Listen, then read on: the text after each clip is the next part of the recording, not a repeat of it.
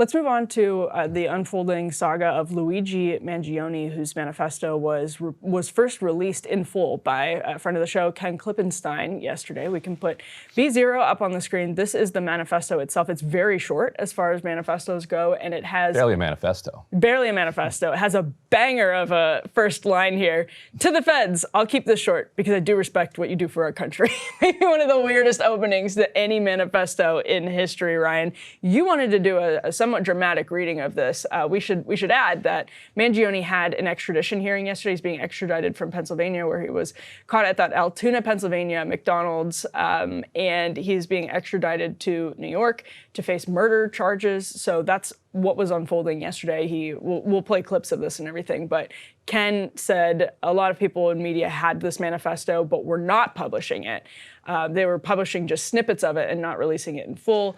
Yeah, and what's wrong with me? Why didn't I have this yet? Yeah, why did nobody give this to Ryan? I mean, Ken has been all over this from being one of the first edgelords to like celebrate the murder of Brian Thompson, and since then has gotten some videos out of United Health from obviously leaked by United Health employees who agree more with Ken than Ken's critics, and then he got the manifesto as well. It is utterly bizarre.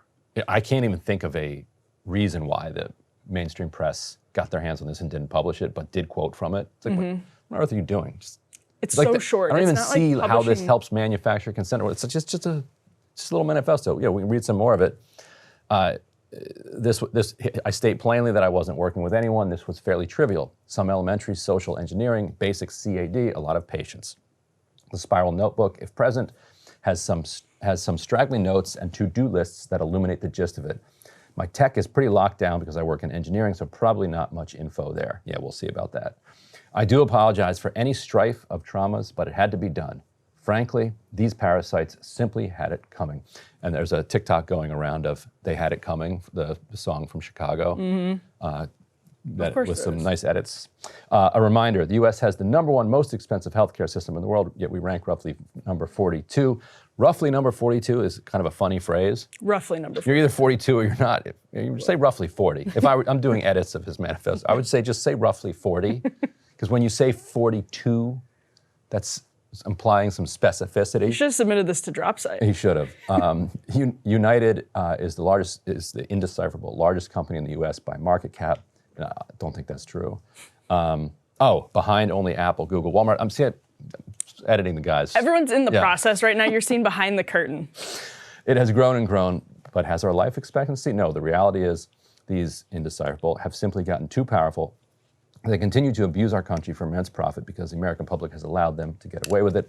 Obviously, the problem is more complex, but I do not have space, and frankly, I do not pretend to be the most qualified person to lay out the full argument. But many have illuminated the corruption and greed, e.g. Rosenthal, Michael Moore, I assume he means Michael Moore there, decades ago, and the problems simply remain. It is not an issue of awareness at this point, but clearly power games at play. Evidently, I am the first to face it with such brutal honesty.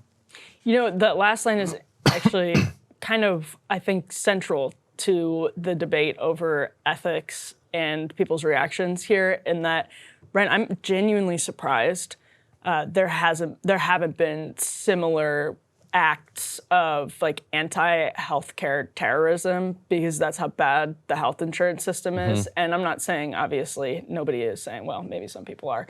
Obviously, nothing is justified as a horrible thing to do, but I'm very surprised that we don't see like actually more violent protests of how bad our health insurance system is. It is a little surprising in that sense, because being on the phone with these insurance companies in the best of times is a nightmare situation.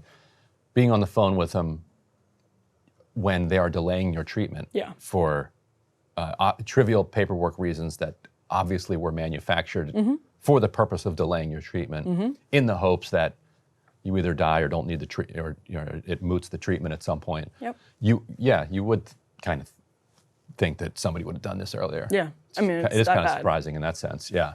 So I was going to say we have a video of him being, he shouted something that people were trying to put together, and I think we have a decent transcript of what was said. This is Luigi Mangione yelling. What you're probably going to hear here is something to the extent of it's an insult to the American people. There's some debate about what he's actually saying. Ken says that it's him saying this is completely out of touch and an insult to the intelligence of the American people. So let's go ahead and roll this video. And it's completely out of touch and it's an insult to the intelligence of the American people and the lived experience. So what his lawyer is saying is that they're strongly implying that a lot of evidence was planted on him. And what I think is going on there, and with this thing stinks here, is that they want to give a jury a reason in the face of overwhelming evidence to acquit him. And so what they're trying to do, this is just my guess, is give the jury an excuse to do jury nullification. And people can look that up. A lot of people have looked it up over the last several days. Jury nullification is when you know that somebody did the crime, but you think it was either there's something wrong with the law, or you think the crime was justified in that particular circumstance. And so the jury, I think it's even illegal to do jury nullification, but how are they going to prove it? And so the jurors will say, you know what? We find this guy not guilty. And so by saying that all this stuff is planted in this, it would then give a juror who wanted to do that some read to hang on to. So that's my guess, because they're saying he's caught with everything. Manifesto. We just read his alleged manifesto. He's on tape, allegedly on tape. You can't really see his face in the fuzzy CCTV video. But found him with a gun. That, right. So if you believe that all of that evidence is real and is actually his, he's 100% guilty. If you believe that and you don't want to find him guilty, then you say, well, maybe they planted it on him. That it's very similar to the kind of OJ defense that they did. That they said, look, maybe they planted this glove. These cops are racist. Here they are saying the N-word. And so for jurors who were kind of want to find him guilty, there was enough of, they were able to say, look, maybe this was planted, because there was so much evidence they couldn't say that the evidence wasn't beyond a reasonable doubt. They had to say the evidence is itself fake. So his attorney, to Ryan's point, said you can't rush to judgment in this case or any case yesterday, and we can put the next element up on the screen. He was fighting his extradition to New York City, where actually Alvin Bragg will, quote, seek the governor's warrant to secure his transfer. I am, quote, coordinating with the DA's office and will sign a request for a governor's warrant to ensure this individual is tried and held accountable. Public safety is my top priority, and I'll do everything in my power to keep the streets of New York safe, said Kathy Hochul, New York governor, in a statement. So that's it. Mangione is fighting this. He's not sort of just putting his hands up and being like, yep, I wrote it all in the manifesto. I'm sorry if this causes any trauma, which, by the way, is a line from the manifesto. So it's kind of an interesting disconnect between what the manifesto says and his approach to the case so far. Right. Yeah. The manifesto is literally, I did this, Yes. and I'm really sorry it had to be done. Gonna have some problems. That's a pretty significant disconnect between what he's saying, which is an insult to the intelligence of American people. We don't quite know what that's referring to, but it sounded like he was, and we know from his attorney that he's fighting the charges. So anyway, all that is to say, that's a pretty significant disconnect, obviously. Now, this is a quote from an NBC article. This is B3. We can put this up on the screen. They're digging into his video game use. So in the game called, I'll just read from this first graph. Luigi Mangione once belonged to a group of Ivy League gamers who played Assassins, a member of the group told NBC News. In the game called Among Us, some players are secretly assigned to be killers in space who perform other tasks while attempting to avoid suspicion from other players. Ryan, on a scale of 0 to 10, how newsworthy is this? It's not even on the scale. It's just funny. It's just hilarious. People watching this have probably played Among Us. I've played it actually with my kids. It's a little kids game, and it's a silly game that college kids play too. You can play it as a grown-up, whatever. That's hilarious. That's utterly hilarious. Someone said to NBC News, I just found it extremely ironic that, we were in this game and there could actually be a killer among us. Okay, it's funny. Yeah, if you actually played Among Us with the assassin, that is a fun story to tell your friends. I'll give them that. Is it a fun and story to tell NBC News? Yes. Because they will And then take if you're NBC News, it's fun to put at the bottom of the story. Yeah, right. I hope that they understood how ridiculous they were sounding. Among Us is a child-friendly whodunit game in which a group of friends run around several space station-like maps. The crewmates, who are simply drawn, cartoonish-looking astronauts, run around the ship and complete tasks. The intent of the game, ? One member is a killer and attempts to off the other crewmates. Actually, if you remember, Hassan Piker, AOC, and Ilhan Omar played it on a stream together. Oh, really? Back during the pandemic. Gotta watch out for AOC. Interesting, yeah.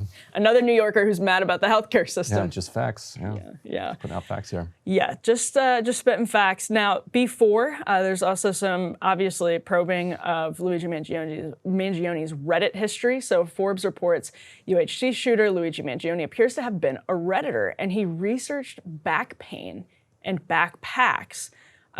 This is really sad, Brian. Yeah. The more that we're learning about Mangioni's experiences with his own long-term, it looks like he had a chronic back problem. Again, this is all being pieced together from the trails, like the breadcrumbs that he left on the internet. But it's turning out to be an extremely sad story. Yeah, back pain, which thankfully I have not really had to suffer with in my life, but from people who talk about it, is just utterly debilitating. Yeah. It is, when it's not with you, you're thinking about it, thinking about the possibility that one little tweak and it's going to be back. Yeah. When it's with you, it is just absolutely all-consuming. And the medical profession, when it comes to treating back pain, is just no better than random quackery, it seems like. And so he wound up, getting some screws put into his back that his family and friends say ended up making him crazy. That's not an uncommon response from people who've gone through this, because it just the grieving from the life that you had to the life that you now have, right, I think can send people around the bend. Well, it's frustrating when you're trying to solve a problem and you're paying into a system, and then the system is blocking you. And that brings us again to as awful as Mangioni's alleged decision seems to have been, it is surprising to me that we don't get more domestic unrest from how bad our healthcare system is, because it will drive people crazy. And I wonder it will drive people crazy. And I wonder if psychologically it was a little bit harder for him, because he grew up a rich prep school kid who is not used to being told no. Well, apparently his family owns a nursing home that is riddled with problems, complaints. Also called a nursing home. Right. Yes. Absolutely. Yes.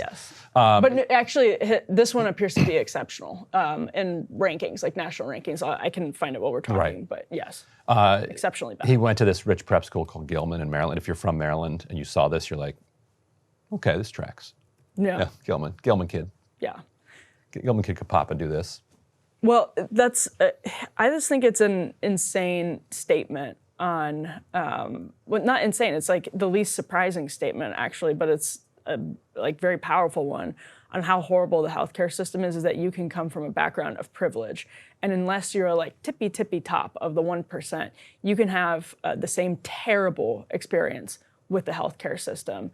It's like a shared socioeconomic experience. Now, it's obviously much worse for people who can't afford health insurance and are struggling to pay their bills and have kids and are doing 2 jobs to have their health insurance. It's insane. But you can actually still be wealthy in this country, and our health insurance system can utterly fail you in the most frustrating ways. And that actually goes to your point about how frustrating it must be if you are privileged and you're used to having everything be at your fingertips. You can see psychologically how that could drive you even crazier. Yeah, and also, and not to undermine our man's fundamental point here, but the healthcare system is also not magic. Like there are some things that even the best providers, the best physicians, with all of the money in the world, can't fix. Like that's just a fundamental part of the human condition, and it always will be. Right. No matter what Peter Thiel tries to do with young people's blood or whatever. It's just, you know, we are who we are. So At some level. Yeah, so his family, including his father, apparently, this is they own Lorien Health Systems. It's a for-profit nursing home. They've been fined for health inspection violations, according to records that have been posted as all of this has come out. And it's got like a 2 out of 5 Medicare rating, quality measures rating of 2 out of 5.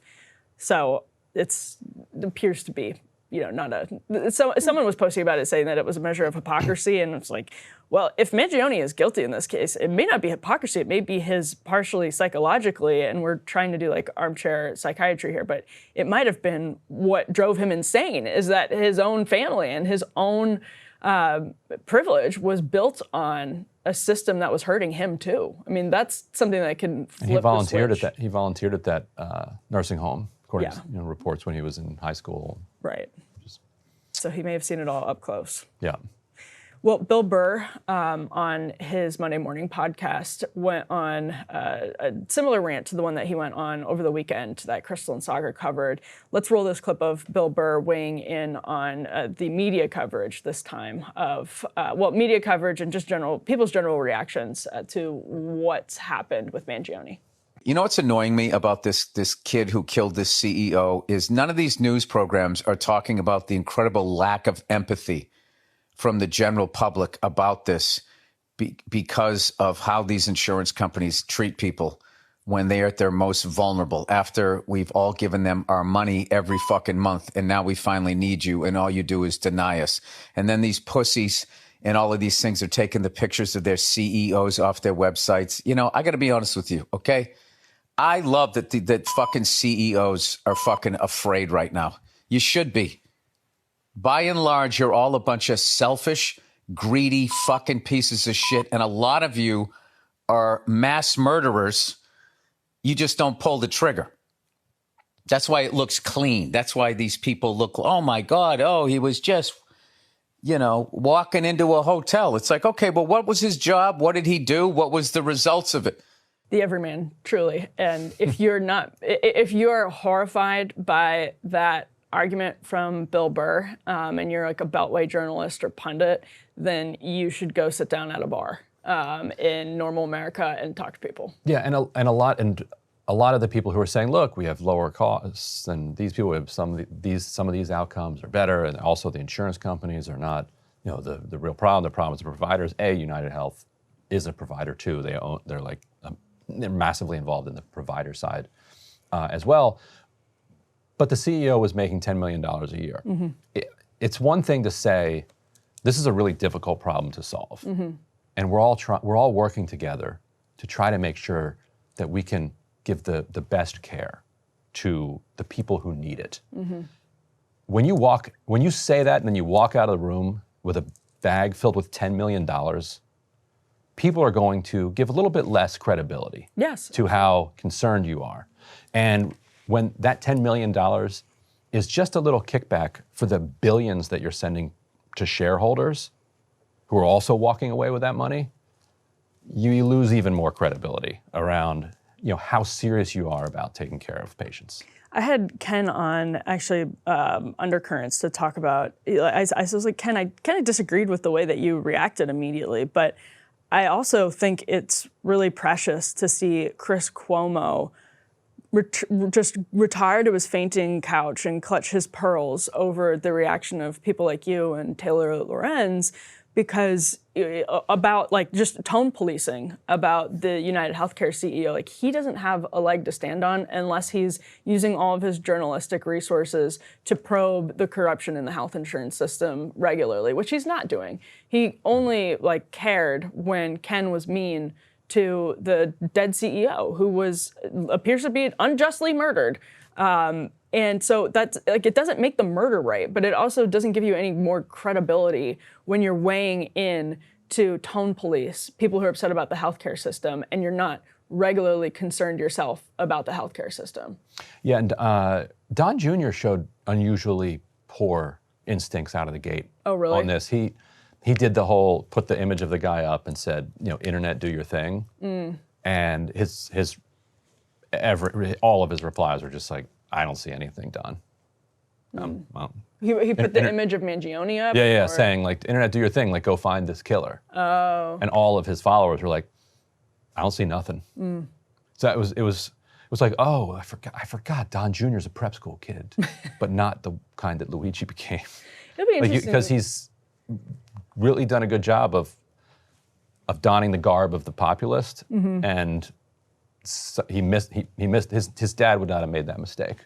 It'll be interesting to see. I mean, because at first it started, nobody really knew what to make of it, and it started as an example of like disorder and chaos on the streets of New York City. Like, Right. Right. Nice try to squeeze it into that. No. It starts as a narrative like that, which, by the way, this, as it unfolds, this is Gotham City. Like, this is straight out of a freaking Batman plot. Right. Like, that's how sad and like Except tragic Bruce and Wayne got twisted got. this is. Yeah. It's insane. Bruce Wayne was the victim, not the killer. I don't know, but it's Bruce Wayne's the richest man in the world, and all he wants to do is go like round up a few muggers. right. How about you build a hospital, Bruce Wayne?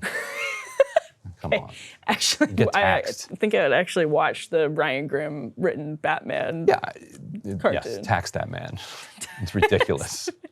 But that is exactly what you're like. It's like ripped out of a Batman plot. But I mean, it's just like if your moral energy is like more directed to being outraged at edgelords like Ken for like maybe being callous, you don't have to agree with the way Ken and Taylor Lorenz and others approached the initial reports to be like, hey, maybe the main story here, it's like don't kill people in the streets of Manhattan in cold blood, and don't run a system and benefit from a system that is like sucking the life out of people. Seems like a fair two things can be true assessment here. Maybe. No, yeah, okay. I don't like killing. Yeah. I'm uncomfortable about killing. Okay. Well, we've established that. Everyone should see Ryan's belt today, by the way. It's very whimsical. It's not the belt of an edgelord. Hey, if you liked that video, don't forget to hit the like button and subscribe to Breaking Points. If you want to see the rest of Counterpoints, go to breakingpoints.com to become a premium member and get the full uncut show every morning in your inbox and on Spotify.